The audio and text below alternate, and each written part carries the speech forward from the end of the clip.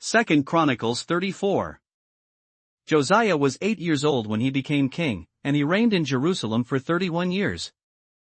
He did what was right in the eyes of the Lord and walked in the ways of his father David, not turning aside to the right or to the left.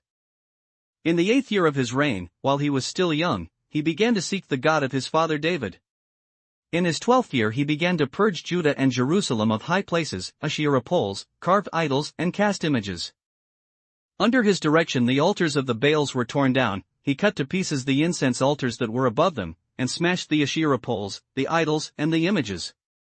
These he broke to pieces and scattered over the graves of those who had sacrificed to them. He burned the bones of the priests on their altars, and so he purged Judah and Jerusalem.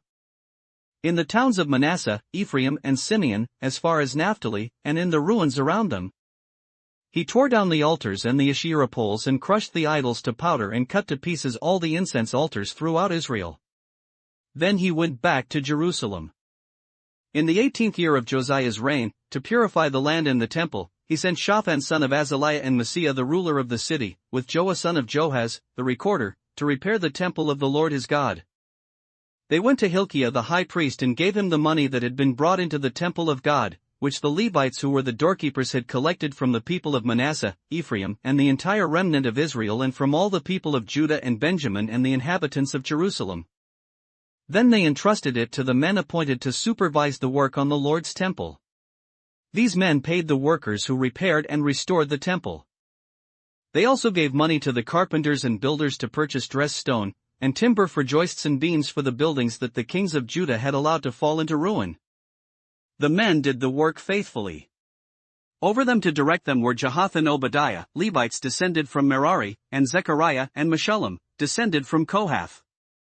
The Levites, all who were skilled in playing musical instruments, had charge of the laborers and supervised all the workers from job to job. Some of the Levites were secretaries, scribes and doorkeepers. While they were bringing out the money that had been taken into the temple of the Lord, Hilkiah the priest found the book of the law of the Lord that had been given through Moses. Hilkiah said to Shaphan the secretary, "I have found the book of the law in the temple of the Lord." He gave it to Shaphan. Then Shaphan took the book to the king and reported to him, "Your officials are doing everything that has been committed to them. They have paid out the money that was in the temple of the Lord and have entrusted it to the supervisors and workers." Then Shaphan the secretary informed the king, "Hilkiah the priest has given me a book." And Shaphan read from it in the presence of the king. When the king heard the words of the law, he tore his robes.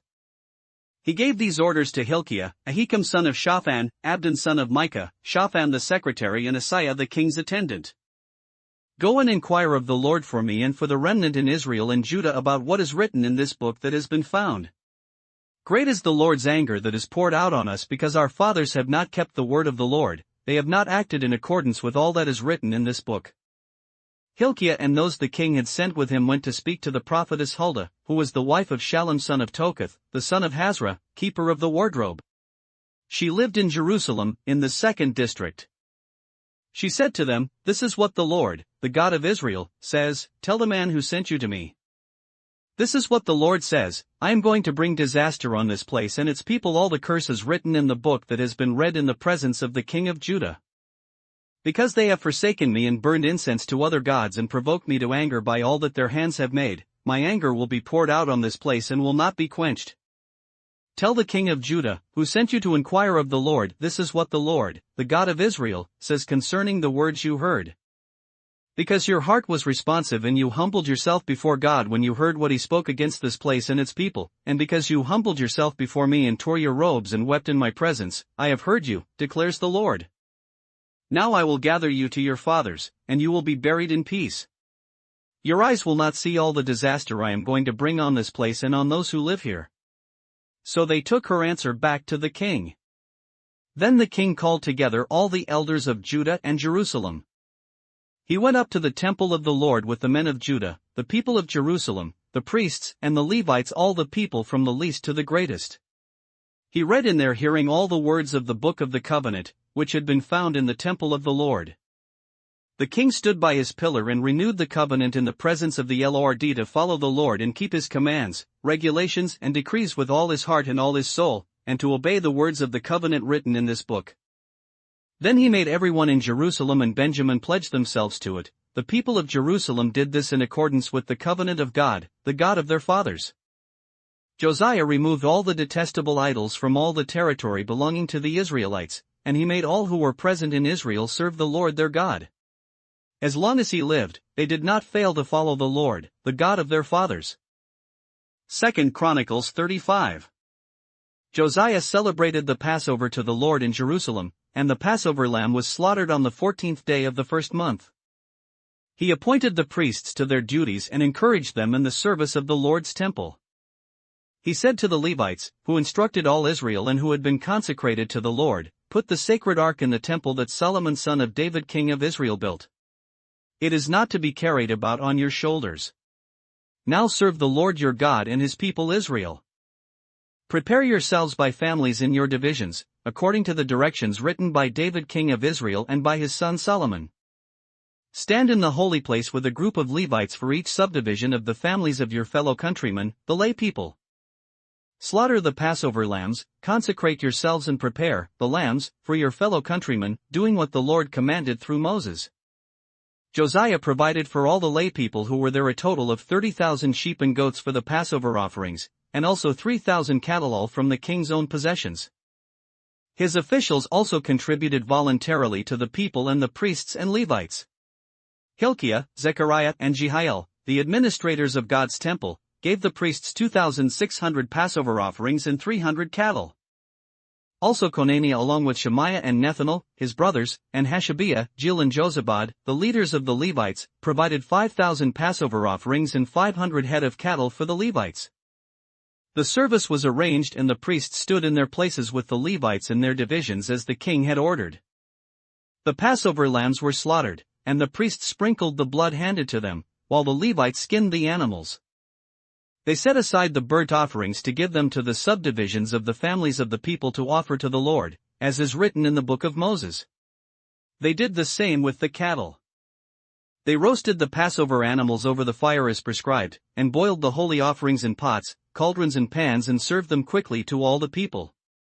After this, they made preparations for themselves and for the priests, because the priests, the descendants of Aaron, were sacrificing the burnt offerings and the fat portions until nightfall. So the Levites made preparations for themselves and for the Aaronic priests. The musicians, the descendants of Asaph, were in the places prescribed by David, Asaph, Heman, and Jeduthun the king's seer. The gatekeepers at each gate did not need to leave their posts, because their fellow Levites made the preparations for them. So at that time the entire service of the Lord was carried out for the celebration of the Passover and the offering of burnt offerings on the altar of the Lord, as King Josiah had ordered. The Israelites who were present celebrated the Passover at that time and observed the Feast of Unleavened Bread for 7 days. The Passover had not been observed like this in Israel since the days of the prophet Samuel, and none of the kings of Israel had ever celebrated such a Passover as did Josiah, with the priests, the Levites, and all Judah and Israel who were there with the people of Jerusalem. This Passover was celebrated in the 18th year of Josiah's reign. After all this, when Josiah had set the temple in order, Necho king of Egypt went up to fight at Carchemish on the Euphrates, and Josiah marched out to meet him in battle. But Necho sent messengers to him saying, "What quarrel is there between you and me, O king of Judah? It is not you I am attacking at this time, but the house with which I am at war. God has told me to hurry, so stop opposing God, who is with me, or he will destroy you." Josiah, however, would not turn away from him, but disguised himself to engage him in battle. He would not listen to what Necho had said at God's command but went to fight him on the plain of Megiddo. Archers shot King Josiah, and he told his officers, "Take me away, I am badly wounded." So they took him out of his chariot, put him in the other chariot he had and brought him to Jerusalem, where he died. He was buried in the tombs of his fathers, and all Judah and Jerusalem mourned for him. Jeremiah composed laments for Josiah, and to this day all the men and women singers commemorate Josiah in the laments. These became a tradition in Israel and are written in the laments. The other events of Josiah's reign and his acts of devotion, according to what is written in the law of the Lord. All the events, from beginning to end, are written in the book of the kings of Israel and Judah. John 2. On the third day a wedding took place at Cana in Galilee. Jesus' mother was there. And Jesus and his disciples had also been invited to the wedding. When the wine was gone, Jesus' mother said to him, "They have no more wine." "Dear woman, why do you involve me?" Jesus replied, "My time has not yet come." His mother said to the servants, "Do whatever he tells you." Nearby stood 6 stone water jars, the kind used by the Jews for ceremonial washing, each holding from 20 to 30 gallons. Jesus said to the servants, "Fill the jars with water," so they filled them to the brim. Then he told them, "Now draw some out and take it to the master of the banquet." They did so. And the master of the banquet tasted the water that had been turned into wine. He did not realize where it had come from, though the servants who had drawn the water knew. Then he called the bridegroom aside and said, "Everyone brings out the choice wine first and then the cheaper wine after the guests have had too much to drink, but you have saved the best till now." This, the first of his miraculous signs, Jesus performed at Cana in Galilee. He thus revealed his glory, and his disciples put their faith in him. After this he went down to Capernaum with his mother and brothers and his disciples. There they stayed for a few days. When it was almost time for the Jewish Passover, Jesus went up to Jerusalem. In the temple courts he found men selling cattle, sheep and doves, and others sitting at tables exchanging money. So he made a whip out of cords, and drove all from the temple area, both sheep and cattle. He scattered the coins of the money changers and overturned their tables. To those who sold doves he said, "Get these out of here. How dare you turn my Father's house into a market?" His disciples remembered that it is written, "Zeal for your house will consume me." Then the Jews demanded of him, "What miraculous sign can you show us to prove your authority to do all this?" Jesus answered them, "Destroy this temple, and I will raise it again in 3 days." The Jews replied, "It has taken 46 years to build this temple, and you are going to raise it in 3 days?" But the temple he had spoken of was his body. After he was raised from the dead, his disciples recalled what he had said. Then they believed the scripture and the words that Jesus had spoken. Now while he was in Jerusalem at the Passover feast, many people saw the miraculous signs he was doing and believed in his name.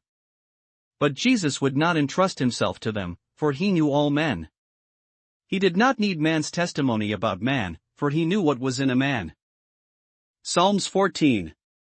For the director of music. Of David.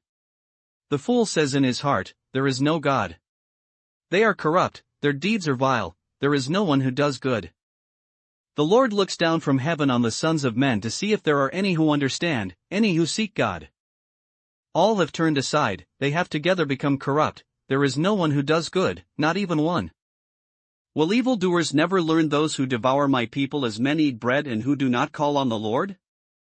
There they are, overwhelmed with dread, for God is present in the company of the righteous. You evildoers frustrate the plans of the poor, but the Lord is their refuge. Oh, that salvation for Israel would come out of Zion. When the Lord restores the fortunes of his people, let Jacob rejoice and Israel be glad.